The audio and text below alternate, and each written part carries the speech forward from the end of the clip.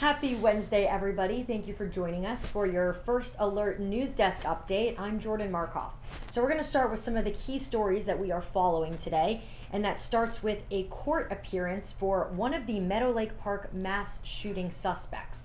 Now, this person you're seeing here is 18-year-old Christopher Pearson. He just had a hearing moments ago, and we're going to recap some of what happened there.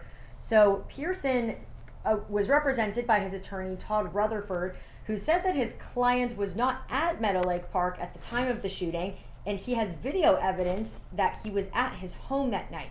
He also says that the threat he made regarding the shooting was posted after the shooting, not before. Now, Richland County Sheriff's deputies have confiscated all of the guns that were at Pearson's home and have not said that any of them were used in the shooting. Rutherford said that his client's arrest, he feels, was the result of law enforcement's rush to arrest someone in connection to this. Now, we will note that Pearson is facing 11 counts of attempted murder in connection to the shooting that happened in Columbia. Now, that happened on April 29th, and it was really confirmed to be a type of after prom party, according to the Richland County Sheriff's Department. We are still working to get more information on that. We will bring you an update later today on air and on our website. Now, another key story we are following here is a fatal shooting that happened yesterday in downtown Columbia. We now know who the victim was that died in that shooting. They've been identified as Leonard Colvin.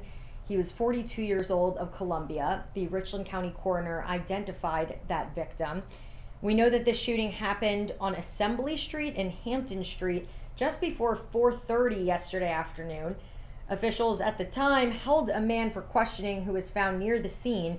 Police also questioned some nearby possible witnesses, but at this time, no one has been charged. We have checked back with the police department, and that is the furthest information we know at this time. Another story we are following today, we now know that two more people have thrown their hat in the ring for the GOP presidential race. We know that former Vice President Mike Pence made his announcement this morning declaring his candidacy. Pence is set to hold a rally in Iowa ahead of the CNN presidential town hall. Now, another person who threw their hat in the ring for this race, we know North Dakota Governor Doug Burgum. He announced this morning in an opinion piece in the Wall Street Journal. He says that one of his top priorities will be to help the economy. He is currently serving his second term as governor of North Dakota. He was first elected in 2016, then re-elected in 2020 with nearly 66% of the vote. There are some other key people in this race we want to mention, one of them being former President Donald Trump. We also know former New Jersey Governor Chris Christie recently announced that he is joining the race as well.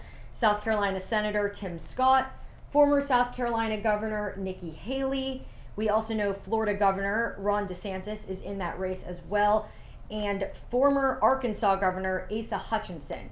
Now, at this time, Donald Trump remains the front runner in the polls. We'll continue to keep an eye on those as the race continues. Now, for a fun fact for your Wednesday, it is National Chocolate Ice Cream Day. So if you are a self-proclaimed chocoholic like I am, you might want to celebrate this day.